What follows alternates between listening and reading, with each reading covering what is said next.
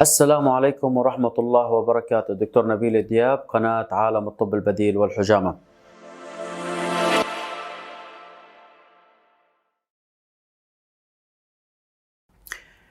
موضوعنا اليوم أنواع السعال، الكحة، السعلة بكل منطقة أو كل عربية المتاحة واللي الكل بيفهم عليها هي السعال اللي هي تعتبر المرض الرئوي اللي بيصيب التشعبات الهوائية.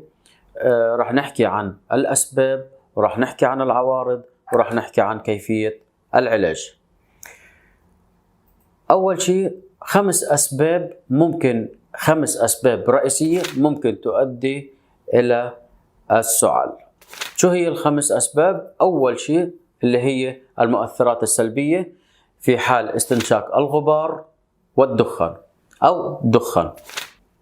كثير في ناس بتتأثر جدا بموضوع الغبار. هلا بالكويت بيقولوا له طوز، ببعض الدول بيقولوا له غبره، بعض الدول بيقولوا له عواصف رمليه. فهيدي القصه كلها بتؤدي الى سبب واحد ممكن تؤدي الى السعال، بدخول الغبار الى عن طريق الفم او الانف. فممكن الاستنشاق تبعه يؤدي الى السعال. بتكون امور طبيعيه ممكن يتخلص الواحد منها بأبسط الأمور. التفاعلات الالتهابية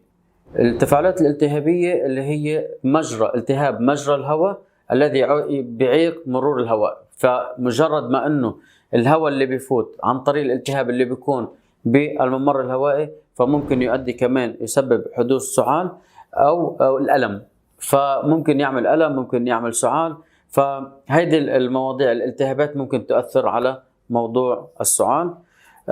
وغالبا ما بيصاحب عملية السعال بالناس اللي لما ينصاب بالزكام أو الإنفلونزا أو بعض الأمراض الخطرة مثل التهاب الشعب الهوائية أو الالتهاب الرئوي. فالسعلة بشكل عام متشعبة، يعني أسبابها بتكون كثيرة، بس نحن عم نحكي عن الأسباب الرئيسية اللي ممكن أنه تؤدي أنه الواحد يصاب بالسعال وتستمر معاه لفترة قصيرة، فترة محددة، أو في ناس على المدى الطويل. راح نحكي عن الموضوع.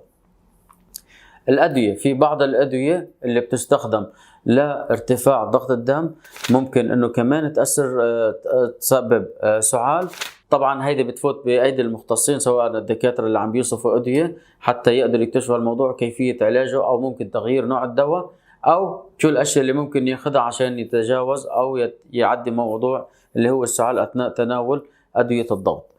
التدخين كمان من الاشياء، من الناس اللي يعني سواء تدخين عادي، سواء مؤقت، سواء في ناس اللي بياخذوه على حسب الهواة اللي هو دخل، كمان هيدي من الاشياء اللي ممكن انه تسبب سعال. واخيرا وليس اخرا اللي هي العوامل النفسيه مثل القلق والتوتر. ممكن في حالات التوتر والقلق تعمل تشنجات بالجسم، تعمل تشنجات ضيق تنفس، فممكن الاشياء اللي ممكن تسبب سعال.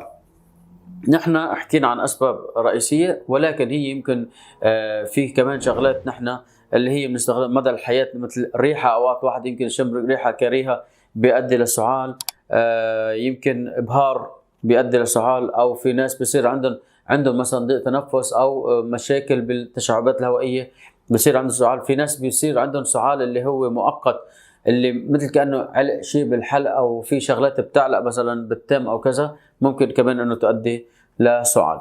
فطبعا نحن في عندنا بعض العادات اللي هي ما بنعرف لهلا، ما في اثباتات عليها اللي هي صحيحه او خطا، بس يمكن تكون صحيحه، اللي هي الواحد مجرد ما يتشردق او يصير عنده سعال او يسعل، فمثل بصير بدقوا له على الظهر حتى مثل يخفف من حده السعال، او يخفف من خاصه الناس اللي بتتشردق او هيدي المواضيع. هيدي حكينا عن اسباب السعال. هلا بدنا نحكي عن العوارض. خمس اسباب رئيسيه كمان لموضوع العوارض، وهي اهمهم احتقان الانف او سيلان الانف. من ضمن الشغلات الاساسيه اللي ممكن تعملها السعال، عوارض السعال، اللي هي سيلان الانف او الاحتقان. السبب الثاني الشعور بسيلان في الحلق، يعني بصير الواحد بحس انه مثل كانه في شيء بالحلق، الريق او كذا. هيدي من ضمن الشغلات اللي بصير الواحد لما يسعل بده مثل محتاج انه يبلع شيء، فبصير في عمليه سيلان للريق او سيلان بالحلق. يعني حتى لو اوقات بيشرب ناس مي، طبعا اوقات شرب المي في حاله السعله كمان اوقات عشان الواحد يبر ريقه ما يصير عنده شعور بالهيدا، وخاصه الناس اللي بصير عنده شعور بالحكه كمان، هيدي بصير على طول بحس حاله انه مثل السعله، هي سعله مؤقته اوقات، بس للاسف اوقات اذا زاد الالتهاب او صار التهاب بتصير لسعله على المدى الطويل. صفير في الرئتين وضيق في التنفس. كثير من الناس بصير عندهم بسبب السعال او بصير عندهم بيسببوا ضيق بالتنفس بسبب كثرة السعال، او السعال بصير عندهم مثل صفير في الرئتين. فهيدا حسب النفس وحسب هيدي المواضيع بتبين معاهم اكثر. شعور في حرقة بالمعدة كمان، لما الواحد يشعر بحرقة بالمعدة ممكن انه تسبب السعال حرقة بالمعدة. يعني حتى بصير الواحد يشعر بطعمة مش حلوة او طعمة كريهة هيك بتصير بالفم بسبب كمان ممكن من الشغلات اللي ممكن العوارض اللي تسببها السعلة. وخاصة السعال المصحوب بالبلغم. السعال المصحوب بالبلغم كمان من الأعراض اللي ممكن أنه تسببها. بالنسبة للسعلة نحن لما خصصنا موضوع السعلة، طبعا السبب اللي خلاني أفوت بموضوع السعلة من كثرة المعاناة الناس منه، والمدة الزمنية الناس اللي بتطول عندهم السعلة. يعني قديش صعب الواحد يضل أسبوع أسبوعين وثلاثة بسعلة. يعني نحن عم نحكي عن سعلة ممكن أوقات بتعمل مشاكل تانية، مشكلة كثرة السعلة حتعمل مشاكل تانية وراح نحكي عنها بعد شوي. بس قديش صار هذا الموضوع منتشر، وقديش صار يعني في ناس حتى ما الأدوية ما بتتجاوب معاهم، كثير شغلات ما بتتجاوب معهم، لأنه السبب في كثير شغلات أساسية ما عم تتبع، فعم بتخلي الأدوية ما تاخد حتى يعني طريقها أو بابها للعلاج. ليش؟ لأنه في كثير أشياء نحن نجهلها، فعشان هيك ما عم تعطينا العلاج الكافي. لأنه الواحد لما بده يخلص على الواحد لازم يشتغل صح. إذا الواحد بده يعالج لازم يشتغل صح. مستحيل الواحد يشتغل نص شغل وياخذ النتيجة كاملة. تشتغل نص شغل تاخذ نص شغل. يمكن أنت الناس اللي عندها صار سعلة مزمنة أو صنفوهم سعلة مزمنة أنه لازم يضلوا ياخذ مسكنات ولا ياخذ أدوية ولا يفوت بالمضاد الحيوي. طبعا هذه الشغلات نحن حكينا فيها بحلقات سابقة، ولكن نحن عم نركز بموضوع أنه لازم اللي هو مراجعة الطبيب المختص، وأيضا بنفس الوقت لازم يكون عندنا ثقافة ومعلومات كافية حتى نقدر نحن كمان ببيوتنا نقدر نعالج نفسنا ونلحق على نفسنا قبل ما تتطور الأمور وتفوت بأمور تانية. من ضمن الشغلات كمان اللي خلتني أحكي عن السعال، لأنه في كتير من الناس كانوا يصابوا بالسعال وسعال عادي، يعني ممكن حله رح نحكي عن علاجه سواء كيميكال ولا سواء علاج طبيعي ولا بالأعشاب الطبيعية أو الأمور الطبيعية اللي نحن بنستخدمها ببيوتنا بدون مضادات حيوية بدون أي مواضيع. وحكينا نحن عن الموضوع. فعشان هيك موضوع السعال والموضوع اللي كنت أنا كتير حابب أحكي عنه اللي هو فترة كورونا. في ناس صار عندهم سعلة، في ناس صار عندهم مشاكل بالرئة، صار عندهم مشاكل بالتشعبات الهوائية. للأسف في ناس كان ما عندها كورونا وقالوا لهم عنده كورونا، وفي ناس بالأساس كان عنده كورونا بس لازم العوارض ما كانت العوارض أو ما اكتشفوها. بصير في كتير أخطاء بالمجال الطبي، بس أهم شيء لازم نحن كل شخص يكون مسؤول عن نفسه، كل واحد يعمل كنترول الخاص بنفسه أو بالناس اللي عندها على القليل معلومات اللي ممكن إنه تساعد الشخص الآخر اللي يجهل أو ما عنده معلومات طبية، وخاصة بموضوع السعلة. موضوع السعلة بالمراحل بالفترة الحالية اللي نحن عم نعيشها، خاصة فترة اللي هو التقلب من صيف لشتاء من شتاء لصيف، بتصير عملية خفض المناعة اللي هي في ناس مع خفض المناعة كمان في ناس بتصير عندهم عملية اللي هي الإصابة بالسعلة أو الإنفلونزا أو البرد أو هاي المواضيع. بس أنا موضوعنا اليوم عن السعلة، لأنه السعلة من تمسك للأسف في ناس عم بيصنفوها مزمنة، في ناس عم بيصنفوها إنه بدها تاخذ فترة طويلة. مش محتاجين إنه نحن السعلة نعالجها بفترة طويلة، بالعكس إذا مشينا بالتعليمات اللي أنا عم بقولها وبحذافيرها بإذن الله راح نخلص نهائيا من موضوع السعلة وبأقرب وقت. حتى وخاصة الناس بداية السعلة يمشوا على التعليمات اللي راح أعطيهم إياها والأشياء اللي ممكن يتبعوها طبيعيا وبيتخلص منها طبيعيا وبدون أي عوارض جانبية. شو مضاعفات السعال؟ مضاعفات السعال هي اشياء يعني مثل ما بيقولوها المتعارف عليها. صداع، ممكن انه تسبب صداع، لانه اوقات الواحد مع السعله بصير بحس انه راسه متشنج فبتعمل صداع. بتعمل دوخه. فرط بالتعرق، يعني بالواحد بصير بيتعرق كثير لانه بتزيد الحراره. فهو بحس يعني مثل كانه مشابه للالتهاب. طبعا هو التهاب الفيروس غير الالتهاب البكتيري، فعشان هيك بتعمل سلس للبول. نحن عم نحكي عن شغلات بدراسات، يعني نحن اخذين هيدي المعلومات بدراسات وعم بحاول انقلها عشان تقدر تستفيد الناس، عشان ما يفكروا انه والله الواحد اذا صار عنده مثل سلس بولي انه شخص سلس البولي بالسعله فبفوتوه بمكان ثاني. من مسببات السعال ممكن انه تعمل سلس بولي، مثل ما بتعمل دوخه، مثل ما بتعمل صداع، ظهور تشققات في الاضلاع. فهيدي المواضيع اللي نحن عم نحكي احتمالات، يعني مش ضروري انه الواحد لما يصاب بالسعال لازم يكون عنده كل هدول. يمكن يكون واحده او اثنين او ثلاثه بس، بنكون هدول شغلات اللي نحن بنذكرهم بيكون مثل مضاعفات انه ممكن تسببها الصداع او المصاب بالصداع او اللي سواء مؤقت او او صار له فتره طويله مصاب بموضوع السعال. موضوع السعال لما حكينا نحن عن الاسباب، حكينا عن العوارض، وحكينا عن المضاعفات. نحن هلا صار لازم نفوت على موضوع العلاج. كيفيه العلاج من السعال او كيفيه علاج السعال بالطريقتين. هلا نحن بنعرف انه موضوع السعال او موضوع المرض بشكل عام الاراء والناس والعقليات تختلف.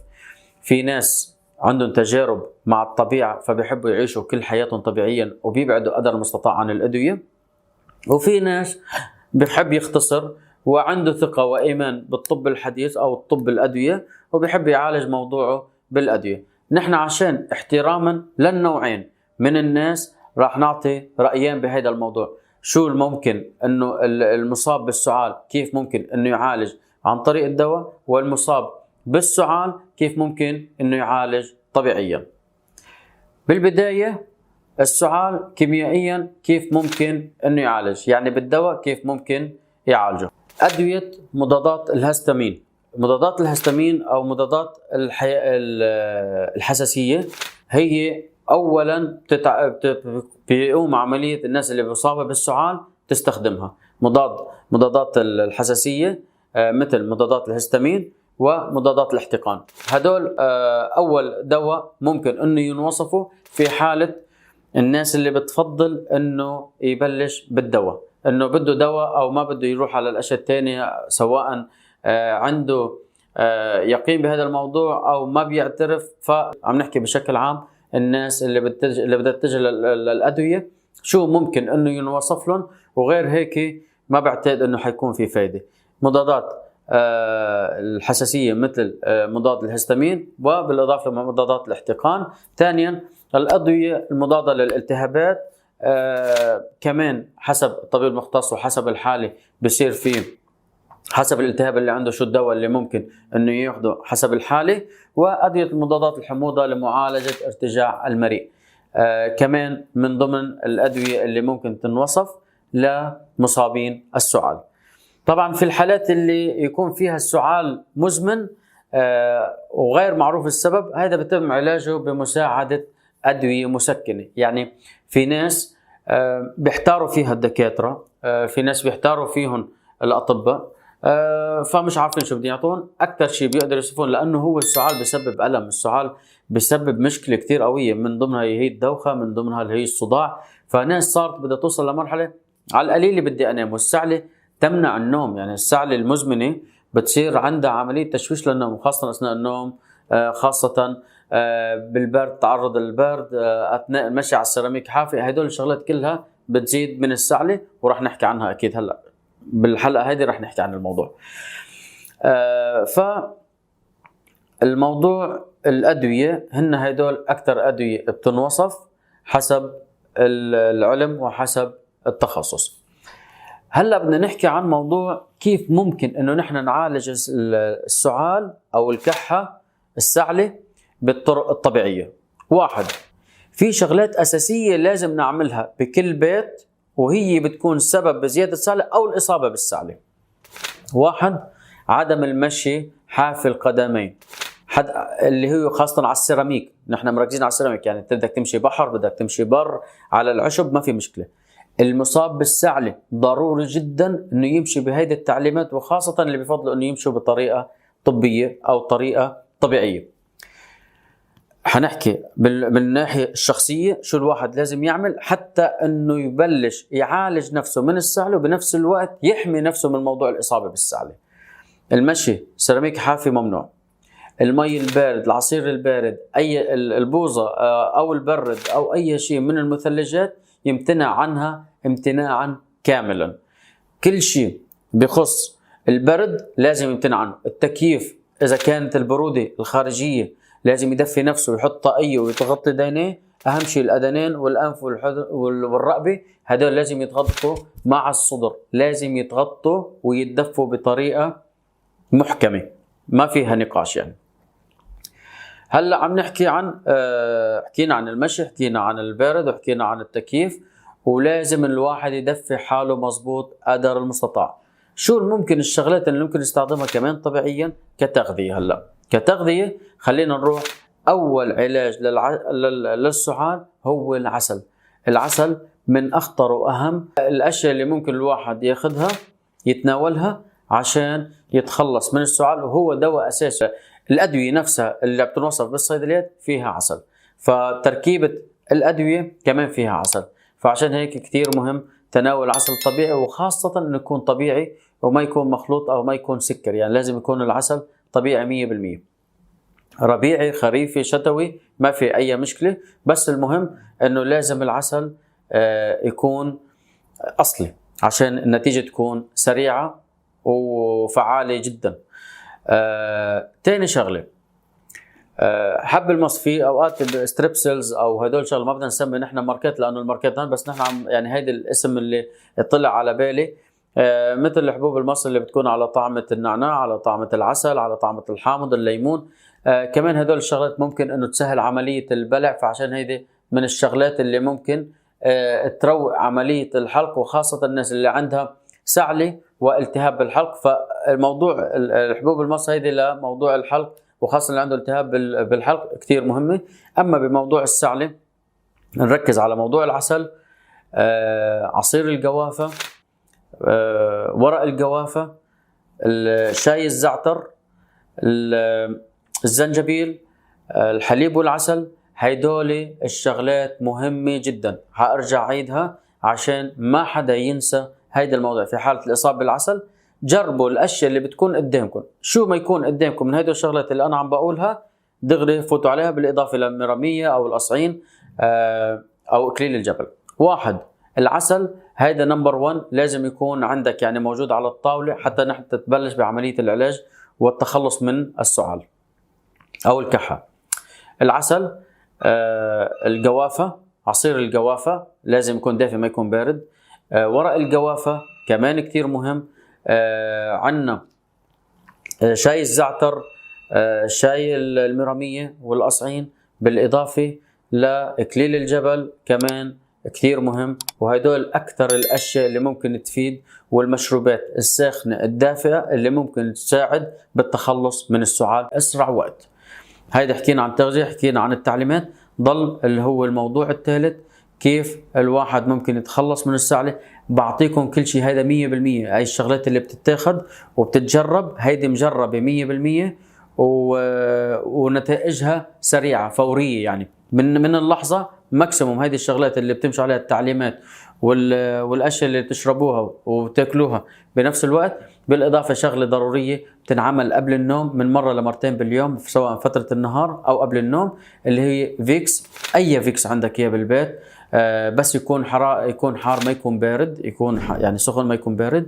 اللي هي الدهان قبل النوم منطقه الصدر يدهن بالفيكس، بالاضافه انه يلبس شيء ثقيل عشان الدفى يكون منطقه الصدر تدفى، لانه عمليه التهيج اكثر شيء بتصير من البروده، وعمليه الارتخاء الاعصاب وهدوء التشعبات الهوائيه والرئه بالدفى. فكل ما انت دفيت كل ما كان احسن.